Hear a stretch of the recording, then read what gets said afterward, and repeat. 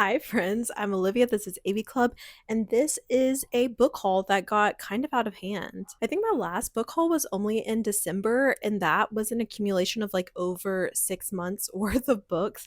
However, yeah, it's already time to do one again. I have like a box that whenever it fills up, that's when it's time to do a book haul, and it is overflowing. So, although it hasn't been that long, I need to talk about all of them now so that they can get sorted and put into their quasi correct spots. So, this book and physical media haul will have new books, library books, used books, and some CDs and DVDs that I've picked up recently. And you can just jump to the timestamps for whatever you're interested in. But I will be starting with the new books that I got. I don't buy a whole lot of new full price books. However, I was in such a reading slump in January. I was having some health issues and just feeling very down, and nothing that I had here was grabbing my attention. And new release, How to Kill a Guy in 10 Dates by Shailee Thompson, really caught my eye. I've seen so much promo for this book, and I was not aware that it's actually an Australian author. So we love that. That was one of my goals for this year, was to really prioritize buying Australian authors whenever I buy new full price, new release books. And yeah, I wish I could say that I had really planned on that, but it was just kind of like a beautiful coincidence. However, it is not about Australians. It is a American cast. It's set in New York, and I'll do a full review for this soon, but it is like a speed dating event gone wrong that turns into a slasher. It is all about this main character who loves rom-coms, loves slashers, her love of the two. She's doing her thesis on these movies and their tropes. And yeah, this book is a perfect mashup of the slasher and the rom-com. So it has the tropes from both types of film, and I thought it was fun. It was really what I needed to get me out of a slump. And yeah, any issues I have, I'll talk about in the full review, but it's definitely a fun slasher. It's mostly a slasher with like rom-com wrap-ups, and there is like a romance that goes through it. But yeah, fun. If it's already on your radar, then check it out. If it's not and you are totally against any kind of romance, I don't know. I don't usually read romance, and I liked it. So that's all I can tell you. And then, not an Australian author, but on my 26 and 26. So I knew I was going to read this, Half His Age by Jennette McCurdy. This I will also be doing a full review on because I have many thoughts. But yeah, I liked this book. It is about a teenage girl, 17, 18, who starts a romantic relationship with her teacher. And it feels very different from something like My Dark Vanessa, because this main character, it doesn't feel like the teacher is outwardly predatory. Like, it's written as if the main character has a little bit more agency. And I think in that way, it was able to talk about the issue in a different way, because it's like not the perfect victim type where you feel like she was like preyed upon, but still a very inappropriate relationship. And yeah, I thought this was very interesting. It had musings about girlhood. I saw myself in her teenage insecurities a lot, especially about curly hair. I've never seen that written about before. I think if you're comfortable with this subject matter, if it sounds interesting at all to you, check it out. And I think those are the only two books in this book haul that I've actually already read. So let's get into the rest of them. More new books. We Love You Bunny by Mona Awad. I got on sale for $2, which is really why I picked it up. I hadn't fully planned on reading this, although I loved Bunny, just because I did not feel like I needed more from the story, or to feel like I needed to be a completionist about reading the sequel. However, it has very polarizing reviews, which is something that I love to hear, something that makes me more interested to read a book. So, yeah, I love seeing a negative review. But I felt like I had almost only seen negative reviews, but A Sunny Book Nook highly reviewed it, and I trust her opinion a lot. So I'm interested to see where I fall in this. And yeah, at $2, hard to pass up. Next, an Australian book, Heather Rose's A Great Act of Love. I hadn't really looked into what this was about before seeing it again on sale for $2, but it's a historical novel set in Van Diemen's Land, or Tasmania, in the 1800s, and it is a historical novel set between France and London and early colonial Australia.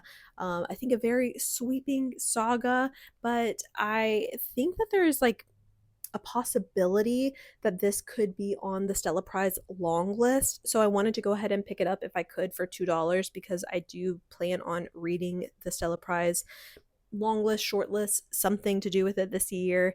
And yeah, so I just wanted to go ahead and have it available. Historical novels are not my go-to, but I am intrigued. I haven't read anything by Heather Rose yet, but I know that Bruni was well loved, and yeah, interested to see how this goes. Feel like I've only seen glowing things about it so far. Some library books I've picked up: Little Plum by Laura McPhee-Browne. This is the one I'm currently reading. I loved Cherry Beach by her. Her upcoming book is on my 26 and 26, so I wanted to catch up and read this now.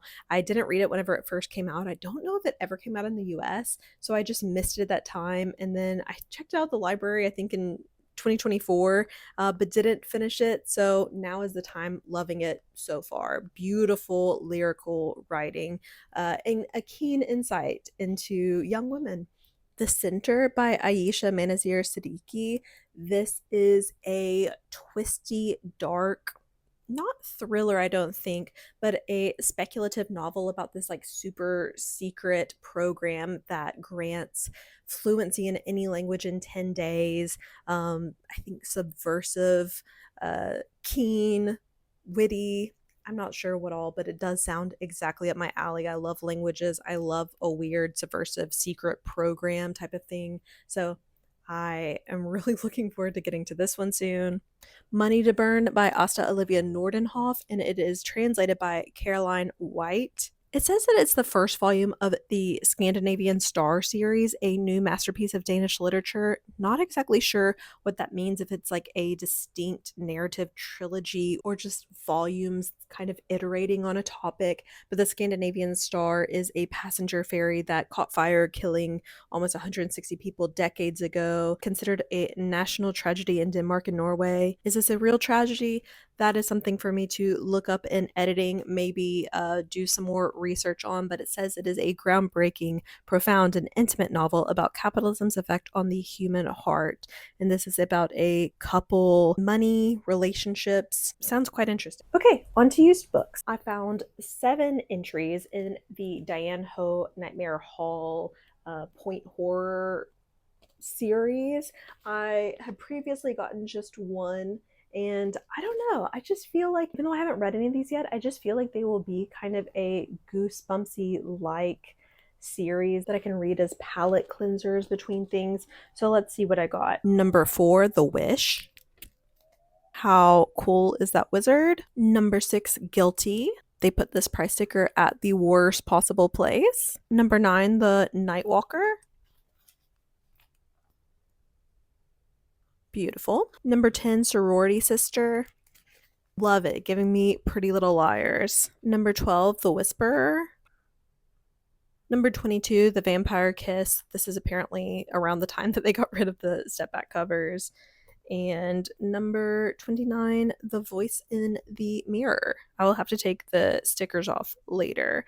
Yeah, but those are all about a college, about a dormitory at a university where spooky stuff is happening. So looking forward to those. Super excited to find some Stephen King, including The Shining. Oh my gosh, I love this cover of The Shining. I'd never seen it before, but I think that it is very kind of like an atypical choice for The Shining. You think it usually focuses more on the hotel, but yeah, I love that. Beautiful copy of Gerald's Game. This art is stunning. And a copy of Needful Things. I have not read that much Stephen King, but I do think that it's something that I will eventually get to, and happy to add like really beautiful additions to my library for when that time comes. Some more vintage books. Twilight Zone, the movie, the novelization. I just love these tie-in covers. They just feel so good. And of course, there's photographs in the middle. I've never seen the Twilight Zone movie, but apparently this is written by Robert Bloch, who is the author of Psycho 2 novel. I don't know when will be my time to read this, but it just makes me happy just to even look at. So I picked up William Burroughs' The Naked Lunch, and because I picked up this gorgeous vintage edition, I had to pick up the Soft Machine too. Obviously, those look so cool together. Honestly, I am not even quite sure what these are all about, other than being, post-war novels. Good, evil, humanity, sensuality, and all of the above. This rad looking horror funnel web by Richard Ryan, who is an Irish man, but wrote this after living in Australia, I believe in Sydney, for over a decade. And it is about these like funnel web spiders gone crazy. I think they're somehow supercharged. And apparently, Stephen King read this and loved this at some point. I I'm not familiar with this book, but I'm looking for more Australian horror. And so, although not Australian by birth, I think if you were in Australia for over a decade, writing a horror about funnel web spiders makes sense. This penguin crime novel, Green for Danger by Christiana Brand. It is a mystery set in a hospital after a patient dies on the table. Red herrings, clues, complications, incidental murders that occur. It sounds really interesting. I'm keen to get to more vintage crime novels, other kinds of mysteries. John Fowles the Collector, which is about a young man who collects butterflies, pores over their beauty until suddenly he comes into a large amount of money and then becomes obsessed with collecting a beautiful young woman. Never seen the movie, don't really know what happens in the book. I'm so interested to find out. Agatha Christie, The Labors of Hercules. I've been trying to pick up Agatha Christie books, slowly build up my collection as I find like really good quality, beautiful covers. There are so many Agatha Christie at the op shop. However, I really, whenever you can find these beautiful vintage covers, I would rather just wait till I find those rather than getting something that was republished in the 2000s, etc. and just doesn't spark joy in the same way as like this beautiful blue and tan cover. I think that's just gorgeous. And then on to some newer used books. The Underground Man by Mick Jackson, which was shortlisted for the Booker Prize and is about an eccentric English aristocrat who has a network of tunnels beneath his estate that he's completed. His health is failing, but his imagination seems to know no bounds. And while he spends more time underground and retreats ever deeper into the darker corners of his house, there are some ghosts that demand to be acknowledged and some memories which insist on making themselves known. I love a messed up house. I loved House of Leaves, and then alongside that, we played What Remains of Edith Finch. I've just been thinking about cursed houses lately, and yeah, this one sounds very interesting, and I didn't read any reviews for it or anything, so we'll see. Holy moly, I just realized the Museum of Modern Love, which I picked up because I knew it had won the Stella Prize before, is written by Heather Rose of A Great Act of Love, previous in the video fame. But apparently, this book is inspired by Marina Abramovich, who is actually within this book somehow. It is following Archie Levin, who's a film composer in New York, separated from his wife, and then he comes across The Artist is Present at the MoMA, which was Marina Abramovich's performance art piece where she just like sat across a table from people, and that was, the art piece. And so something about the type of people who went to that exhibit and not sure what else. But I do kind of have a goal to read all the Stella Prize winners at some point. Praiseworthy is one that I'm hoping that I can find at the op shop because I would love to read that soon. Stella Prize, if you're not familiar, is the Australian women and non-binary authors literary prize. So, Australian novel, another Australian novel, Green Dot by Madeleine Gray. I really enjoyed Chosen Family at the end of last year, and so I am very keen to get to this. I think this was her debut, a young woman in her mid-20s working as an underpaid comment moderator in living in Sydney with her two best friends. I think a messy coming into adulthood type of novel, which I always kind of like. Victory Park by Rachel Kerr. Rachel Kerr is a Kiwi author. She lives in Wellington, and this is her debut, which is about Victory Park Council Flats, I believe in Wellington. And it's about Kara and her young son just making a living by minding other people's kids. Her life changes whenever the mysterious Bridget moves into the park, the wife of a disgraced Ponzi schemer who brings glamour and wild dreams and an unexpected friendship. Haven't heard anything about this, but it sounded interesting. Breakfast on Pluto by Patrick McCabe. I never watched this movie, and I think I was vaguely familiar with the fact that it was a book too at some point. Somehow a political satire of the troubles in Northern Ireland, the violence there. A good Shorty September pick, though, I think. And then another Stella Prize shortlist, Miles Franklin Award winner in 2019. So I have heard lots about this. Miles Franklin is like the national literary award. Too Much Lip by Melissa Lukashenko, about a young woman who is on a bike trip on a stolen Harley, who is trying to stay out of prison and out of her hometown. Something about stopping development on Indigenous land. Again, haven't read this yet, so not sure everything about it, but everyone loves this book and it sounds very interesting. So glad I finally got my hands on a copy. And now we're just to my CDs and DVDs.